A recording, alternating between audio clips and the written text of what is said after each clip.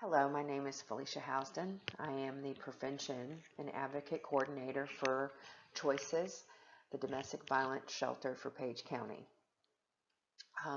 And welcome to the Healing Trauma Group. We offer this group in-house to the residents. It's a 6-session curriculum that helps to process trauma. And we also offer this via Zoom to our housing ladies who have transitioned from the residents here to their own house. I'm really excited to be able to provide this on our prevention site on the community page. It will be a series of 7 PowerPoints that you can actually go along with. We will be putting the new session up every week. And I'm really grateful for this opportunity to share, because all of us experience trauma or have experienced trauma. So this will give us a time together to actually heal. The first session is the welcome and introduction to the subject of trauma.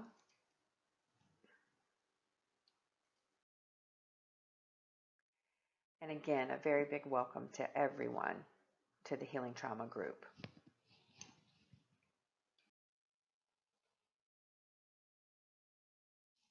So I'm going to give you a little bit of information about the author of the curriculum. Her name is Stephanie Covington.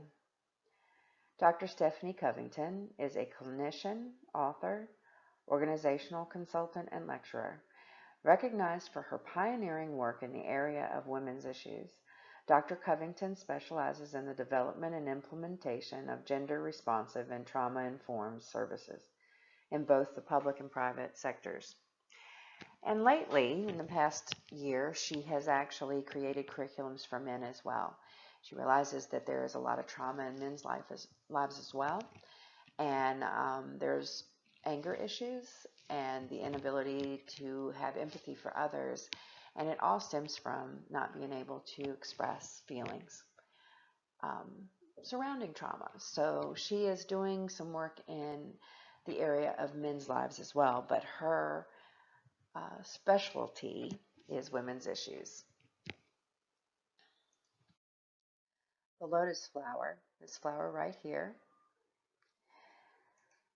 is found on a lot of Stephanie's curriculums for trauma and addiction. The lotus can be a meaningful and powerful symbol for recovery. The lotus rises from muddy waters to blossom. Although it grows from it with its roots deep in the mud, it emerges pure and unblemished. It unfolds gradually, one petal at a time, to blossom in the sunlight. This is a powerful symbol for us as people, and I really like this symbol. I mean, if we can make the metaphor of the lotus being our lives and our being, we can heal from trauma, which is the muddiest of muddiest water. And we can emerge healed if we're willing to go through the process of healing our trauma.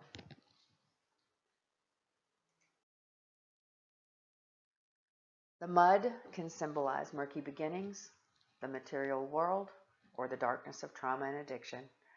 The water can symbolize experience, transition, and recovery.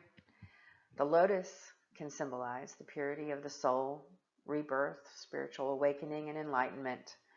The lotus can be a symbol of healing and recovery. These are transformational experiences when a person can say, "Who I am today is not who I was."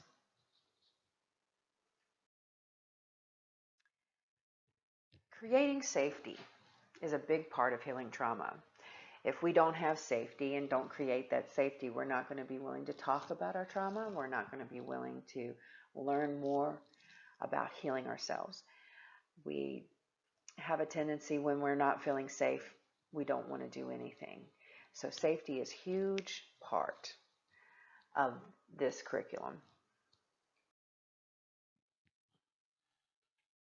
There are 5 building blocks of safety. The first one is to create ground rules. And this is interesting because if you were in my group in-house with the residents of Choices, it would be the ground rules with a group. With a PowerPoint, it's going to look very, very, very different. So the creating of ground rules for you individually, because you're going to be doing the sessions individually, would be to give yourself the space to pick and choose the exercises that you will do and the ones that you won't. And also providing a time frame around the process of trauma, because it can actually engulf us. So giving a time frame that would be safe for you to actually spend processing trauma and learning about it. So that is the ground rules for you with the PowerPoint. The second one, like I said, if I was doing this and facilitating the group in-house, the container would be the room that I would facilitate the group in, and the safety of that room, and making it a space that is welcoming. So for you, doing the PowerPoint with me, it would be to find a space that is safe for you, and a specific time too. I think that the regularity of our in-house healing trauma group provides stability. So building a container for you and doing this PowerPoint would be providing a specific time that you will do the PowerPoint, and also providing a special place that you're able to feel safe. The other one is to find a safe spot. It may sound redundant, but finding a safe spot, whether it's your car, your special room in the house, a porch, a yard, a park, make that your safe spot to be with me each week, and make it special. And then the next one is establishing privacy. Make sure your door is closed. Make sure that no one's around unless you and your spouse or your children are doing this together. But establish the privacy of it. When it's in-house, it's the closing of the door that makes the space work, to where there's no outsiders and there's confidentiality. So it's really important to establish privacy while you're doing this work and learning about trauma and healing from it.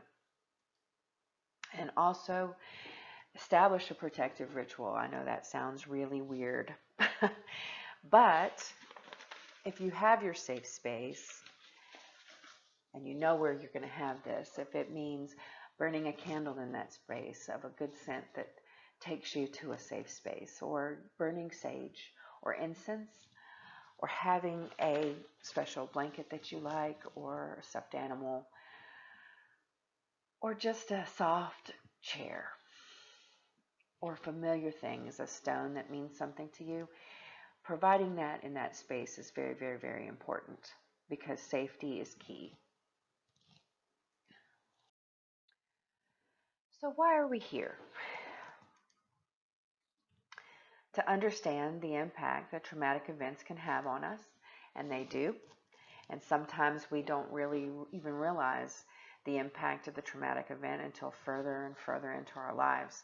Sometimes we can be in our 30s, 40s, and 50s before we really feel the impact of the traumatic event. To look at the links between violence, abuse, and trauma, because there are links. To look at the role that power and control play in the abuse we have experienced. And the reason why we look at that is because we have a tendency to do what we see growing up instead of doing what we're told. We observe how power and control can play a part in our raising and in relationships. And so it's really important to look at that role and how it has played a part in the abuse that we've suffered. And the main reason why is so that we can unwind it and do something different for ourselves, because sometimes we're condemned to repeat that power and control pattern, and we don't want to going forward in our relationships, and we want to impact the next generation in a better way.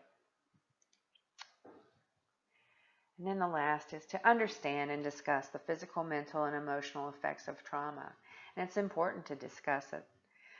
I think that's the one that triggers everyone to not want to talk about it and not process it, because it's easier to stifle it or move around it or under it or over it. But it's important to move through it. And through it means discussing it and processing it and understanding it. So I hope that you take the time to bear with me so that we can actually do that and provide some healing. So, what is trauma if we were to define it? Trauma is any stressor that occurs in a sudden and forceful way and is experienced as overwhelming. It's an event that goes beyond our capacity to process, to feel, and experience. Our normal way of experiencing life is stifled when a traumatic event occurs. How does trauma affect our life? It impacts the inner self, our spirit, our emotions. Trauma affects our inner selves, our thoughts, beliefs, feelings, and values. For example, some people believe because of the trauma they've experienced that they can't trust anyone and that the world is a very unsafe place. And this plays out in every aspect of our lives. It impacts the outer self. Trauma affects our outer selves, our relationships and behaviors. Many people who have experienced trauma struggle with their relationships with family members, with friends, and sexual partners. For example, parenting can be even more complicated than usual when you've experienced trauma. Having a child may trigger people who have experienced childhood abuse to recall the experience. The chance of this happening is greatest when their child reaches the age that they were, the parent was, when the abuse first occurred. Another effect on the outer self is that some people become numb and isolate themselves and avoid any interaction with others. And other people may become agitated, loud, and overly interactive with others. So, what will you learn in your 7 sessions? What will be the reward of spending time with me in these 7 sessions in the Healing Trauma group? What will you learn? How to have a happier and healthier life. You'll learn what makes healthy relationships, because some of us don't even know what those are based on our lives and our trauma in our lives. But you will know what makes that. Tools you can use in everyday life to soothe and ground yourself. That is probably one of the most important things that I will be teaching you. It's really easy to make the same decisions over and over when we are triggered in trauma. It's really important to learn how to soothe ourselves and ground ourselves so that we can make better decisions. Tips for self-care. Self-care is the key to healing, because sometimes when we've experienced trauma, we are disconnected from ourselves.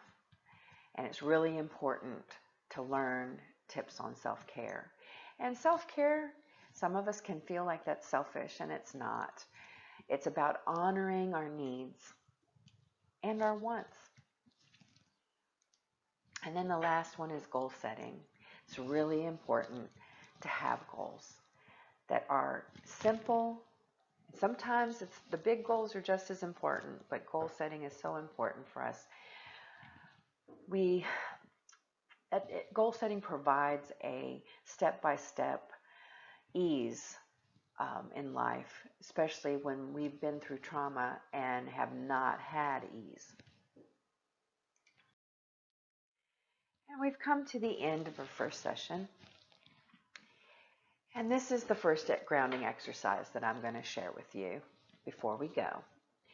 I would normally be giving you a card that has this on there, which is the eye, the hand, the ear, the nose, the mouth, and it has 5, 4, 3, 2, 1 on it. So it's a card that is laminated that can go with my ladies and that are residents here at Choices in their purse or in their pocket. So when they do get triggered, they have a quick access to something that can make them feel grounded quickly. But I'm going to share this grounding exercise with you. And it's called the 5 senses. So I would really like for you to sit back in your chair or in your comfy couch, or if you're on the floor, you can get in the lotus position if you are a meditator, wherever gives you the most comfortability. And I'd like for you to sit back in your chair, get comfortable. I'd like you to lower your shoulders. I want you to take a deep breath in through your nose. Hold it and breathe out your mouth. Again, through your nose, and then again out your mouth. I want you to feel the chair, the couch, the floor underneath you. If you're sitting in a chair, I want you to feel the floor underneath your feet. Or feel, if you're in a couch, feel your feet underneath you if you're in the Indian position. Or I want you to fully be in your body. And again, I want you to breathe through the nose. Hold, breathe out through the mouth. I want you to let go of the tension in your body, and I want you to start with your head. Let it flow out with the out breath. So breathe in through the nose and release all the tension from your head out your breath as you breathe out. I want you to relieve and release the tension in your neck and in your shoulders. Breathe in. Release that tension out your mouth from your shoulders and your neck. Same for your shoulders and your arms down to your fingertips. Breathe in and release that tension out your mouth. Release that tension from your shoulder blades, your torso, and your belly. Breathe in and release that tension out your mouth with the out breath. The buttocks, the thighs, the calves. Please, with the out breath, release that tension with the out breath.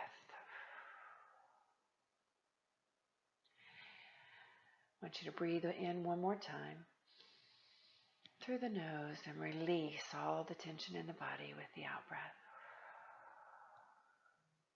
I want you to slowly open your eyes. And to yourself, I want you to look around the room and to yourself, repeat to yourself the 5 things that you see. And I will give you about 5 seconds to do that. And as you do this, feel very grounded in your body. So once again, say 5 things that you see. And then the next thing that I'd like for you to do is repeat to yourself 4 things that you feel.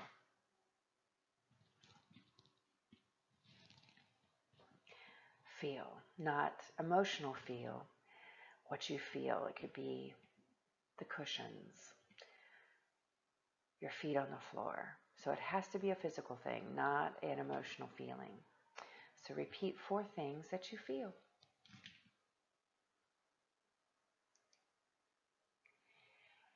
And now I want you to repeat to yourself 3 things that you hear audibly.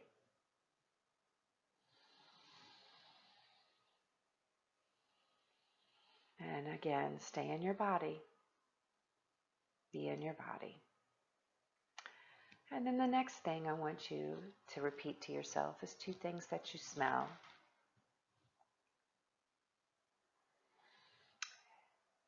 And then the last one is one thing that you can taste. And I want you to ask yourself how you felt prior to this grounding activity and how you feel now.